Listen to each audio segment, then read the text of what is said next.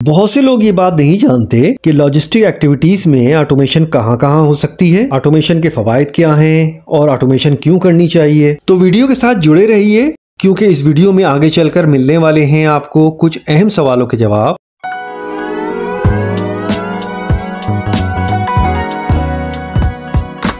Hello दोस्तों, welcome to call to learn YouTube channel. उम्मीद है आप खैरियत से होंगे, खुश होंगे और अपने करियर में ग्रो कर रहे होंगे। दोस्तों, आज जो टॉपिक मैं आपके लिए लाया हूँ वो यकीनन आप सबको बहुत पसंद आएगा। उसका नाम है ऑटोमेशन इन लॉजिस्टिक एक्टिविटीज़। तो आज मैं आपसे शेयर करूँगा कि ऑटोमेशन क्या है और ये कब, कहाँ और क्यों करनी चाहिए और ये आपके बिजनेस की कारकर्दगी को कैसे बढ़ा सकती है। तो वीडियो के साथ जुड़े रहिए क्योंकि इस वीडियो में आगे चलकर मिलने वाले हैं आपको कुछ अहम सवालों के जवाब। जी हाँ, वो जवाब जो कि आपको ऑटोमेशन के बारे में सही फैसले करने में मदद देंगे। दोस्तों, मालूमात को बढ़ाने और दूसरों तक पहुंचाने के लिए आपसे गुजारिश है कि वीडियो को लाइक करें, सब्सक्राइब करें और शेयर करें ताकि दूसरों की मालूमात में भी इजाफा हो और आपको भी अगले टॉपिक आने पर अलर्ट मिल जाए और वीडियो आने का इल्म हो सके। तो चलें दोस्तों, बगैर वक्त ज़ाया किए हम अपने आज के टॉपिक का आगाज़ करते हैं। दोस्तों, ऑटोमेशन आपको बेशुमार एक्टिविटीज़ को बेहतर तरीके से काम करने में मदद करता है जो आम औकात में ह्यूमन वर्कर्स सरअंजाम दे रहे होते हैं। इस वीडियो में हम अपना फोकस लॉजिस्टिक एक्टिविटीज़ पर रखेंगे। लॉजिस्टिक एक्टिविटीज़ में बेशुमार ऐसे काम हैं जो अगर ऑटोमेट कर दिए जाएं तो वक्त और लागत में नुमायाँ कमी लाई जा सकती है। इसका मतलब हरगिज़ ये नहीं है कि ह्यूमन वर्कर्स को सिरे से नज़रअंदाज कर दिया जाए और सिर्फ वक्त और पैसा बचाने पर तवज्जो दी जाए, बल्कि ऑटोमेशन के डिसीजन के वक्त हमें ऐसे टास्क का चुनाव करना पड़ेगा जहां एफिशिएंसी और प्रोडक्टिविटी को बढ़ाया जा सकता है, जिससे ऑर्डर प्रोसेसिंग फास्ट हो सके, डिलीवरी टाइम कम हो सके। इसी तरीके से ऑपरेशन में स्केलेबिलिटी और फ्लेक्सिबिलिटी मेंटेन की जा सके और ऑर्डर फुलफिलमेंट की परफॉर्मेंस को बेहतरीन किया जा सके।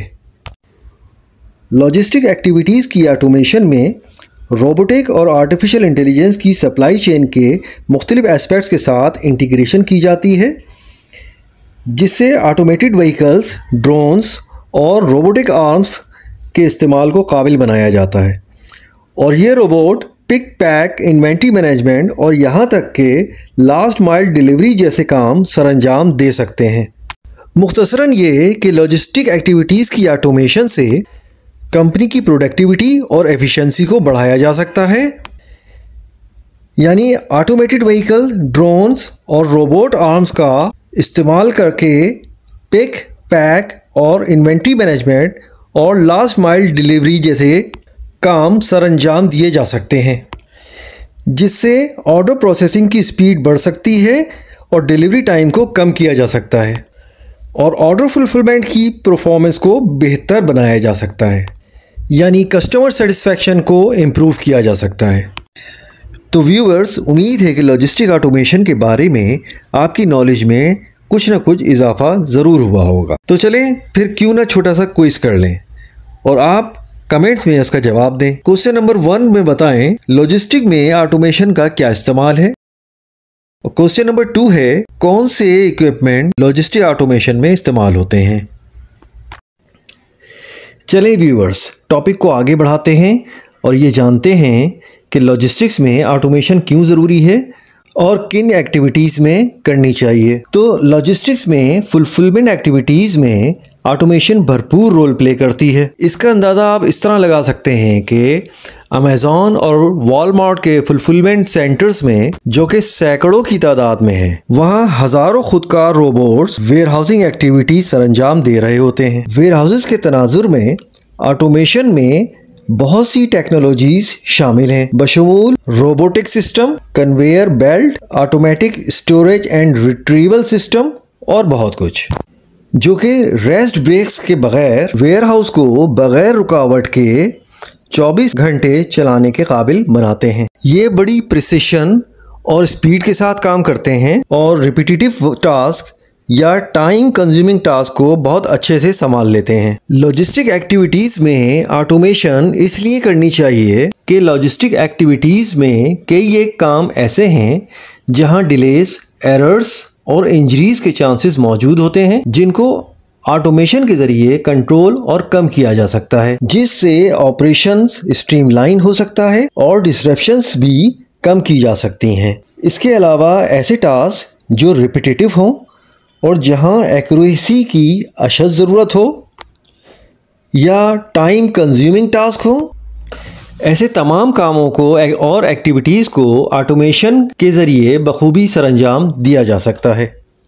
इन शॉर्ट्स, वेयरहाउसिंग में ऑटोमेशन के ज़रिए ऑपरेशनल एफिशिएंसी को बढ़ाया जा सकता है और डिस्रप्शंस को कम किया जा सकता है और सेफ्टी को यकीनी बनाया जा सकता है, और इसके अलावा बेशुमार नुकसानात, डिलेज, डैमेजेस और एरर से बचा जा सकता है।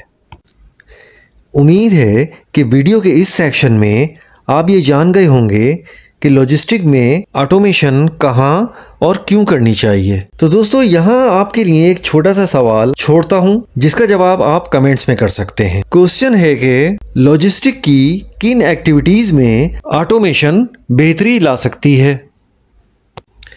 तो दोस्तों, अब हम सबसे अहम पॉइंट पर बात करते हैं कि लॉजिस्टिक में ऑटोमेशन के फ़वाइद क्या हैं। वेयरहाउसिंग में ऑटोमेशन के अहम फ़वाइद में से एक है एफिशिएंसी, एक्यूरेसी और प्रोडक्टिविटी में नुमाया बेहतरी। इसके अलावा आज के तेज़ रफ्तार ई कॉमर्स लैंडस्केप के तकाज़ों को पूरा करते हुए फास्ट ऑर्डर प्रोसेसिंग और शॉर्टर डिलीवरी टाइम में मज़ीद बेहतरी का बाइस बनती है। इसके अलावा डिमांड में उतार चढ़ाव को एडजस्ट करने के लिए ऑटोमेशन सिस्टम की आसानी से स्केलिंग की जा सकती है, यानी जैसे जैसे कारोबारी ज़रूरियात बढ़ती हैं, सिस्टम में इजाफी रोबोट्स या मॉड्यूल्स शामिल किए जा सकते हैं, जिससे वेयरहाउस को उतार चढ़ाव के साथ तेज़ी से ढाला जा सकता है। और इसके अलावा सबसे अहम फ़ायदा ये है कि ऑटोमेशन की वजह से वर्क प्लेस पर होने वाले एक्सीडेंट्स और इंजरीज के रिस्क में नुमाया कमी आती है, क्योंकि रोबोट्स जिस्मानी तौर पर बहुत ज़्यादा पोटेंशियली हैज़ार्डस टास्क को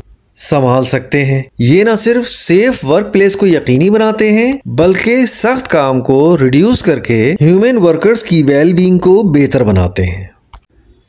इस बात का खुलासा इस तरह किया जा सकता है कि ऑटोमेशन से परफॉर्मेंस को मज़ीद इम्प्रूव और बिजनेस ग्रोथ को स्पीड अप किया जा सकता है। लॉजिस्टिक्स में इसका इस्तेमाल फुलफिलमेंट एक्टिविटीज़ में नुमाया है, जिसमें पिक, पैक एंड डिलीवरी जैसे काम सरअंजाम देने में ड्रोन, रोबोटिक आर्म और ऑटोमेटेड व्हीकल का इस्तेमाल किया जाता है, जिससे न सिर्फ लॉजिस्टिक प्रोसेस स्ट्रीमलाइन होता है, बल्कि बेशुमार नुकसानात, इंजरीज, डैमेजेस और एरर से भी बचा जा सकता है। दोस्तों, आपको अगर मज़ीद ऑटोमेशन से रिलेटेड इक्विपमेंट और फ़वाइद मालूम हैं तो प्लीज़ कमेंट्स में लिखकर शेयर करें। दोस्तों, उम्मीद है कि आपको आज की वीडियो अच्छी लगी होगी, लेकिन प्लीज़ चैनल को सब्सक्राइब कीजिए, शेयर कीजिए और अपनी राय से आगाह कीजिए, ताकि मज़ीद बेहतर से बेहतर टॉपिक पर वीडियो बनाई जा सके और आप लोगों से शेयर की जा सके। शुक्रिया।